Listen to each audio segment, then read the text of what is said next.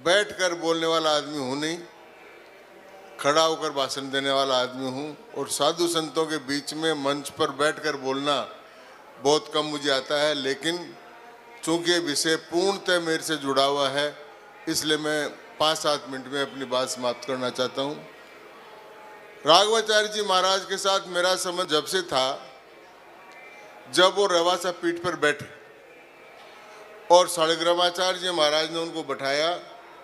मैं बहुत कम उम्र में 28-29 साल का था, तो एमएलए बन गया था विधायक सीकर से। तो मैं रवासा में दर्शन करने के लिए चला गया तो महाराज ने प्रेम बस पूछा, उस समय पहला ही परिचय था मेरा, ज़्यादा लंबा चौड़ा परिचय था। तिवारी जी चाय पियेंगे? मुझको महाराज, आप साधुओं को मना नहीं कर सकते, तुमको महाराज पियेंगे।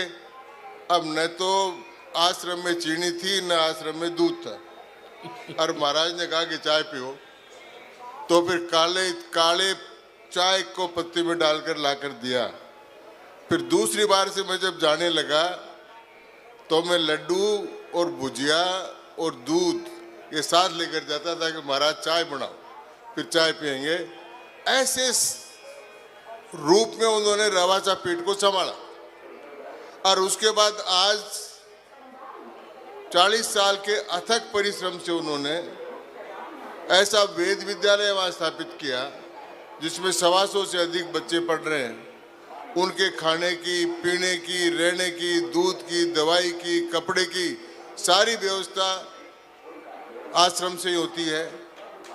रवासा महाराज, मैं विशेष मेरा संपर्क जब उनसे आया जब रामशिला पूजन का कार्यक्रम चल रहा था। उसमें बहुत से साधु डरते हुए उसमें नहीं आते थे। रवासा महाराज की बहुत कम उम्र थी उस समय, मेरे से छोटे थे 6-7 साल, लेकिन उस समय भी उन्होंने इतने पूरे मनोयोग से सारे राजस्थान भर में अगर कोई साधु घूमा शिला पूजन के लिए तो वो राघवाचार्य जी घूमे, और गांव-गांव और गली-गली में उन्होंने रामशिला पूजन का कार्यक्रम कराया। उसके बाद में मैं रात को 11-12 बजे तक जगता, तो मैं उनको फोन करता, महाराज बोलो तिवारी जी नहीं कहते थे, बोले भैया भाई साहब आप लोग नेता लोग हो, आपको क्या आप सुबह 6 बजे 7 बजे उठोगे? मुझे तो 3 बजे उठना पड़ता है, डंडा मारकर उठा देता है अगर नहीं उठता हूं तो 3 बजे उठता हूं। और मैंने देखा वो रात को 9-10 बजे के बीच में सोते थे और 3 बजे से लेकर 7 बजे तक एकांतिक निष्ठा से अपनी साधना करते थे। ये काम तो वो अपने आचार्य के रूप में, संत के रूप में ये काम वो हमेशा करते रहे, बीमार रहे तो भी करते रहे। दूसरा काम उन्होंने शुरू किया, जब मैं शिक्षा मंत्री बना तो मैंने उनके पास प्रस्ताव रखा कि महाराज आप संस्कृत अकादमी के अध्यक्ष बन जाइए। महाराज कुछ बात करने में कोई झिझक नहीं है। आमतौर पर मंत्री कैबिनेट रैंक का होता है, वो मुख्यमंत्री को पूछे बिना ये नहीं बनाती एकेडमी और सब। लेकिन मैंने राघवाचार्य जी का इतना जबरदस्त किया, उनको संघ वालों से कहलाया, उन्होंने स्वीकार किया, तो मैं माननीय मुख्यमंत्री जी को उनकी नियुक्ति करने के बाद मैंने सूचना दी, उन्होंने उसको शहर स्वीकार कर लिया। इतना बड़ा उनका था। जब ये काम हो गया तो उनका, घनश्याम जी आपने मुझे बना तो दिया, आप करें क्या? तब हिंदुस्तान के इतिहास में वो संस्कृत अकादमी के पहले अध्यक्ष थे जिनके अध्यक्षता में 34 वेद विद्यालय सरकार ने अपनी तरफ से खोले। ऐसा काम हुआ नहीं जो राघवाचार्य जी महाराज ने किया उस समय। आप फिर मुझे बोले हम तो प्रपंची महात्मा हैं तिवारी जी, हम तो इधर से उधर चले जाते हैं, ये चलेंगी कैसे विद्यालय ये बताओ। तो उस समय मैं पाठ्य पुस्तक मंडल का भी अध्यक्ष था और पाठ्य पुस्तक मंडल को 10 करोड़ रुपए का प्रॉफिट हुआ था। हमने वो 10 करोड़ रुपए का ट्रस्ट उस समय 2003 में उस वेद विद्यालयों के लिए परमानेंट बना दिया, जिससे आज तक उनको मदद और सहायता मिलती है। ये काम उनकी योजना से, उनकी लगन के, उनके कहने से हो। जहाँ अभी साध्वी दीदी प्रीति प्रेमदास जी ने बात की, वो बात बिल्कुल सत्य है। उनको, मैं सीकर में मेरे खेत में बैठा था, वो आए, उन्होंने आकर मुझे कहा, यार हमको चलते हुए हाँप रहे हम, कोई सांस का अटैक हो गया मेरे अस्थमा का। मैंने अपनी गाड़ी स्टार्ट करवाई और उनको कहा कि आपको अस्थमा का अटैक नहीं, आपको हार्ट की तकलीफ। बोले यार तुम डॉक्टर हो, नेता हो, मुझे आप तो इसमें बैठ जाओ। और मैं बैठाकर ले गया उनको हॉस्पिटल में, SMS हॉस्पिटल में भर्ती करा दिया। उन्होंने दीदी को फ़ोन किया था, उन्होंने बताया, डॉक्टरों कहा कि मैं मरूंगा नहीं। तो डॉक्टरों ने कहा नहीं महाराज 4-5 दिन तो रुकना ही पड़ेगा। उनकी सारी चिकित्सा करके उनको छोड़ा और जाने के तुरंत बाद 2015 में उन्होंने वसीयत लिखी हार्ट अटैक के बाद, और वो लिखी राजेंद्र दास जी महाराज के नाम से। उनका कि ये मेरे बाद में ये उनके पदाधिकारी, मुझे कहा इसको गुप्त रखना है लेकिन होना ही है। तो मैंने कहा कि महाराज राजेंद्र दास जी महाराज में ऐसा क्या है? तो उन्होंने कहा घनश्याम आप तो नेता हो, आप उनको नहीं जानते हो, लेकिन मैं उनको जानता हूं कि हिंदुस्तान में इस समय सनातन धर्म और सनातन संस्कृति और सनातन की रक्षा करने में और उसका प्रवचन करने में अगर कोई साक्षात व्यक्ति अवतार लेकर आया है तो वो राजेंद्र दास है। इसलिए मैंने उनका नाम से ये 2015 में लिखा हूं। फिर मैं कथा सुनने ज्यादा नहीं जाता, तो मैं आया हुआ था तो डीडवाना जी के यहाँ महाराज विराज रहे थे, तो मुझे जबरदस्ती ले गए, चलो आपको महाभारत की कथाएं सुनाता हूँ। मुझको महाराज मैं तो रोज महाभारत ही करता रहता हूँ। तो उन्होंने चलो वहाँ ले गए। फिर महाराज एक बार अस्वस्थ हुए, जयपुर में थे, तब मुझे मिलाने के ले गए। और ये जो सारे प्रसंग हैं, अब मैं लंबी चौड़ी बात तो इसमें करना नहीं चाहता, समय की पाबंदी है, लेकिन मुझे 27 तारीख को मेरा कोई कार्यक्रम नहीं था। 27 तारीख को मुझे महाराज ने फोन किया, राघवाचार्य जी। अभी आप देखिए साधु संतों की माया। मुझे फोन किया 27 तारीख को, घनश्याम जी कहाँ हो? मैंने कहा महाराज मैं तो जयपुर में हूँ। तो बोले आप सीकर आ रहे हो, मैं जयपुर आऊँ? मैंने को महाराज साधुओं को बुलाना मैं अच्छा नहीं समझता, मैं आ रहा हूँ। मैं आ गया, 1.5 घंटा ही हुआ था कि फिर फोन किया, आए नहीं। मुझको महाराज मैं खेत में घुस ही रहा हूँ, आप कहो तो मैं सीधा रेवासा आ जाता हूँ। बोलो नहीं रेवासा नहीं, मैं आपके खेत में आ रहा हूँ, 3 किलोमीटर दूर है मेरा खेत उनसे। आ गए वो, आकर 1 घंटे तक बैठे रहे और 1 घंटे तक कई प्रकार की चर्चा करते रहे। बोलो कॉफी मंगाओ। मुझको महाराज हाँ बोले कॉफी, पीते नहीं थे हो। तो मैंने कॉफी बनाकर मंगाई। अब जो लाने वाला सेवक था वो हम लोगों की तरह से बड़े कप में ले आया।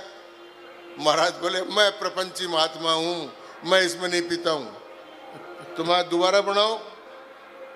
तो फिर चांदी के गिलास में डालकर ले आए। फिर बोले इसमें चीनी डालो। आप देखिए एक एक बात करके। मैंने कहा 1 चम्मच। बोले 1 और डालो। 2 चम्मच। बोले 1 और डालो। 3 चम्मच। हाँ। फिर बोले 1 और डालो। 4 चम्मच। बोले अब मिला दो। मिला दिया। उसको पीते रहे पीते रहे पीते रहे, 1 घंटा लगाया। मैंने कहा महाराज ये 4 चम्मच कैसे डलाई आपने? बोले सुनो, किसी मंदिर में अगर वेद ध्वनि नहीं है तो वो मंदिर नहीं। किसी मंदिर में यदि शंख ध्वनि नहीं है तो मंदिर नहीं।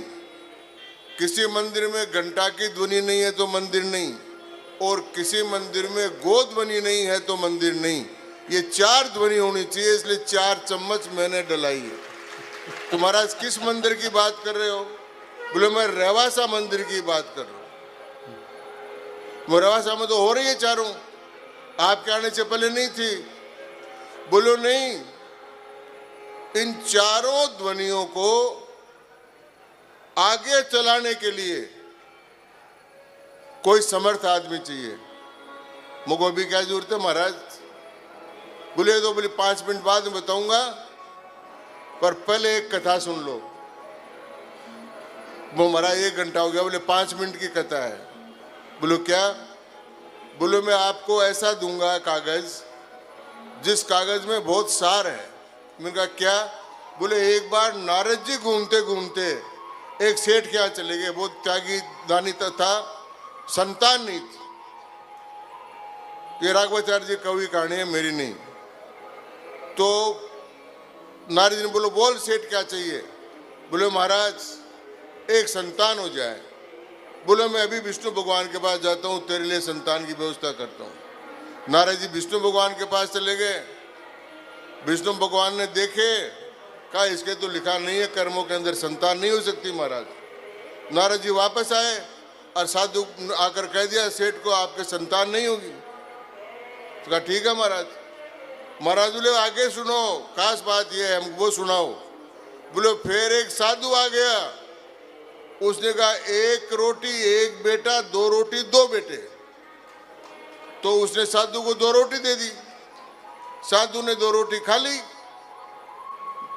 1 साल बाद नारद जी फिर घूमते घूमते आए, तो उस सेठ के आंगन में 2 बच्चे खेल रहे थे। तो नारद जी ने भगवान विष्णु को फोन करके कहा कि महाराज मुझे तो आपका खास आदमी मानते हैं, आपने तो मेरी इंसल्ट करा दी, इसके तो 2 बेटे हो गए। तो नारद जी ने कहा, भगवान ने कहा पूछ इसको कैसे हुए? तो उन्होंने कहा कि बोल तेरे कैसे हुए? बोले ऐसे एक साधु आया था, उसने कहा 1 रोटी 1 बेटा, 2 रोटी 2 बेटे। तो उसने कहा विष्णु भगवान को, नारद जी ने, कि महाराज ऐसा हुआ। तो उनका नारद सुन, मैं तो जो कर्म में लिखा वो ही देता हूँ, लेकिन ये साधु संत जो हैं वो अपनी माया से कर्म में लिखे हुए को भी बदल देते। तो मैं तुमको ऐसे साधु का कागज दे रहा हूं। और ऐसा कहकर मुझे कागज पकड़ा दिया। मैंने कहा एक कागज का है क्या महाराज? बोले ये पढ़ लो, 15 जो 15 में लिखा था वही है। तुमको मुझे क्यों दे रहे हो? मैं तो आपसे उम्र में 6 साल बड़ा हूं, आप मुझे क्यों दे रहे हो? कोई छोटे आदमी को तो बोले नहीं, मैं मजबूत हाथ में कागज देकर जा रहा हूं, ये कागज को ले आओ। अरे आपकी जिम्मेदारी है। ये कहकर वो कागज देकर चले गए। मैंने कहा महाराज ने सुरक्षित रखने के लिए दे दिया होगा। मैं दिल्ली आ गया। दिल्ली में मुझे आना था 30 तारीख, लेकिन मुझे क्या इच्छा हुई भगवान की कि मैं 29 तारीख को मैंने पूछा हवाई जहाज का टिकट, बोले लेट हो गई है, नहीं पकड़ में आएगी। तो मैंने कहा चलो वंदे भारत एक्सप्रेस जाती है, उसमें ही बैठकर मैं रात को जयपुर पहुंच गया। और सुबह उठकर मैं चाय पी रहा था, उसी समय मुझे कि महाराज का तो गोलोकवास हो गया। अब मैं 27 तारीख की बात को और उसकी तुलना करता हूं, तो मैं आज ये पाता हूं कि उसमें उनमें आध्यात्मिक चेतना भी बहुत बड़ी थी। आदमी को अगर मृत्यु का आभास भी हो जाए तो वो डरता है, करता, लेकिन वो तो ऐसे निर्भीकता से थे कि जैसे स्वाभाविक रूप से वो किसी बड़ी पीठ पर या गद्दी पर जा रहे हों, वैसे उन्होंने मुझे कागज पकड़ा दिया था। तो ये उनकी चेतना थी। 84 बच्चे उनके वेद विद्यालय में पढ़े हुए महाराज आज सेना में पुजारी हो गए। 84 बच्चे।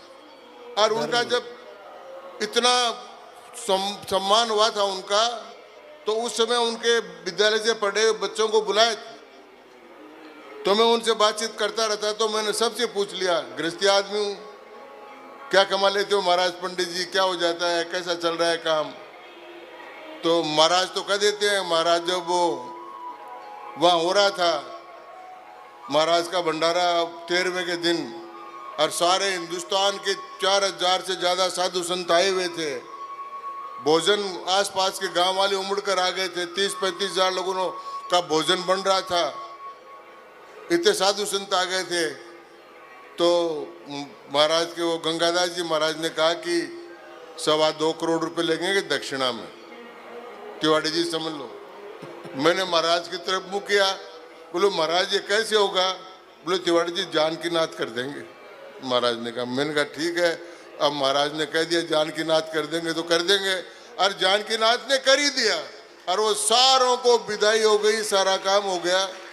तो राघवाचार्य जी महाराज ने संस्कृत का काम किया, राघवाचार्य जी महाराज ने राम मंदिर का काम किया, राघवाचार्य जी ने वेद विद्यालयों का काम किया और गोग्रास योजना प्रारंभ की, जिससे उन्होंने 80 से अधिक गौशालाओं का निर्माण किया और उनके मेंबर बना दिए परमानेंट, जो रोज गोग्रास निकालते हैं। ये काम उन्होंने किया। लेकिन मैंने उनको छेड़ लिया, महाराज आज माफी चाहता हूं मैं आपसे, आप माफ कर देंगे। मैंने कहा महाराज आप बार बार हर काम में राजेंद्र दास जी, क्या है राजेंद्र दास जी, मुझे बताओ तो सही।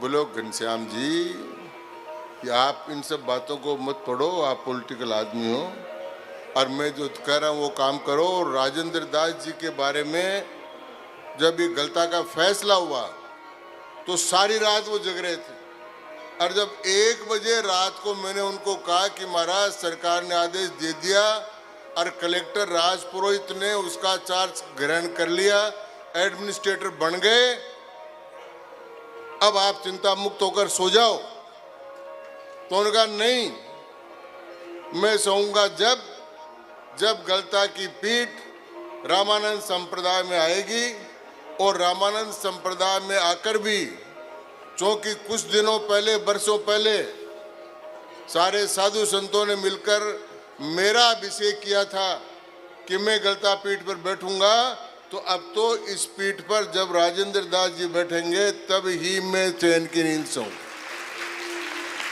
ये उन्होंने मुझे उस समय भी कहा, पर मैंने ये बात राजेंद्र दास जी महाराज को बताई नहीं। तो मैं आपसे निवेदन नहीं करना चाहता हूं कि महापुरुष चले जाते हैं और जाने के बाद में ऐसी बातें छोड़ जाते हैं कि राघवाचार्य जी महाराज गए, तो मैं कई बार कहता हूं कि आज ये अपना प्रयाग का मेला भरा हुआ, विश्व के इतिहास में कहीं भी ऐसा नहीं, विश्व के इतिहास में किसी संस्कृति में नहीं, विश्व के इतिहास में किसी रिलीजन में नहीं। मैं धर्म नहीं बोल रहा हूं, इसलिए नहीं बोल रहा हूं कि मैं घूम कर आया हूं। रिलीजन होता है one holy book and one prophet is religion, जिसकी एक पवित्र पुस्तक हो और एक जिसका पैगंबर हो, वो रिलीजन होता है। इस्लाम एक रिलीजन है, मोहम्मद साहब है, कुरान है, ईसा मसीह क्राइस्ट है। लेकिन ये सनातन का जो मेला है ये किसी रिलीजन का नहीं, ये धर्म का मेला है। और धर्म के रूप में, मूर्ति के रूप में ये सारे साधु संत यहाँ पर विराजमान है। तो इकबाल ने जो कहा था कि यूनान मिस्र रोमा सब मिट गए जहां से, कुछ बात ऐसी है कि हस्ती मिटती नहीं हमारी। वो बात क्या है? वो बात घनश्याम तिवाड़ी जैसे राजनेता नहीं है, वो कुछ राजा महाराजा नहीं है, वो कोई और नहीं है। ये अखंड रूप से हिंदुस्तान में इन साधु संतों की, महात्माओं की जो एक यात्रा चल रही है, इनके कारण से ये सनातन जीवित है और इनके कारण से ये प्रयागराज जैसे महाकुंभ के आयोजन होता है, इनके दर्शन होते हैं। और हम सब तो इस युग में सौभाग्यशाली, जब हमारी संस्कृति का उद्धार हो रहा है, पुनरुद्धार हो रहा है और ऐसे साधु महात्माओं के दर्शन हो रहे हैं। और देखिए सौभाग्य, इनके पिताजी भी दर्शन कर रहे हैं, वो भी धन्य हो रहे हैं, वो भी धन्य हो रहे हैं, वो भी सुन रहे हैं। तो ऐसा धर्म, ऐसा समाज शास्त्र कहीं देखा। इस सारी संस्कृति के मूर्तिमंत प्रतीक थे राघवाचार्य जी महाराज, मूर्तिमंत प्रतीक। अब वो चले गए। मैं थोड़ा कठोर हृदय का आदमी, आपातकाल से लेकर कई यातनाएं सोई, मुझे दुख में दुख नहीं है, लेकिन उन्होंने जो काम किया है, और कल रमन रेती महाराज ने कहा कि आपने अपना कर्तव्य समझकर काम किया, कोई एहसान नहीं है। अब मैं तो कहा भी नहीं मेरा कोई एहसान है, और मुझे पता भी नहीं कि मैंने कोई ऐसा काम किया है।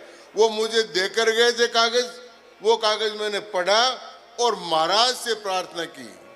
और महाराज, मैं आपका बहुत वंदन करता हूँ, अभिनंदन करता हूँ कि मेरा आपसे ज़्यादा कोई परिचय नहीं था, टेलीफोन पर कभी ज़्यादा बात नहीं हुई थी। पहली बार बात हुई तो साफ मना कर दिया, घनश्याम जी मैं तो केवल महाराज की अंतिम यात्रा में आ रहा हूँ। आने के बाद मैंने कहा कि महाराज अब आपका मंगल प्रवेश होगा मंदिर में। मैंने पुलिस की सारी व्यवस्था कर रखी। महाराज ने सुबह कहा कि मैं नहीं, मेरी इच्छा नहीं है, मैं तो महाराज के अंतिम संस्कार में होकर जाऊंगा। मुझको महाराज मैं आ रहा हूँ, आपको मंदिर में बैठना है, आपको बाल महाराज को देने हैं, आपको कर्मकांड करना है। बोले मेरे बहुत इतना काम रहता है, इतना।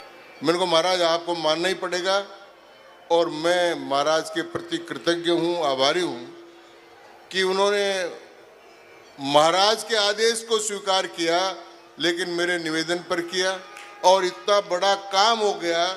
और मुझे आज तक पता नहीं था, रेवासा पीठ में इतने दिन आते जाते, कि अग्रदेव जी महाराज के इतने पद लिखे हुए हैं, इतना सारा काम किया हुआ मुझे पता नहीं था। महाराज ने आने के बाद मैं उसको संभाला, वो काम को शुरू किया। मंदिर की 18 बीघा जमीन पर बाउंड्री वाल का शुरू हो गया, सीताराम लिखी हुई सारी वो सूरत से सारी टाइल्स आ गई, और मंदिर का पूरा जीर्णोद्धार का काम शुरू हो गया है। और महाराज की प्रेरणा से एक काम हम भी करने की कोशिश कर रहे हैं। राजनीतिक नेता हैं इसलिए आश्वासन तो कुछ देते नहीं है, लेकिन भगवान की कृपा से अगर महाराज की कृपा होगी तो इतना बड़ा काम एक और हो जाएगा कि जैसा अभी उन्होंने कहा था कि रामानंदाचार्य जी महाराज की सारी शक्तियाँ, सारी प्रवृत्तियाँ राजदास जी महाराज में हैं, वो उनके आशीर्वाद से सफल होगा, और रेवासा का नाम सारे हिंदुस्तान में नहीं दुनिया में होगा। उस पद पर आप प्रतिष्ठित हो, आपको बार बार प्रणाम है और बार बार निवेदन है। बहुत बहुत प्रणाम महाराज। और इसी बात के साथ मैं महाराज राघवाचार्य जी को अपनी भावांजलि अर्पित करता हूँ। जय जय।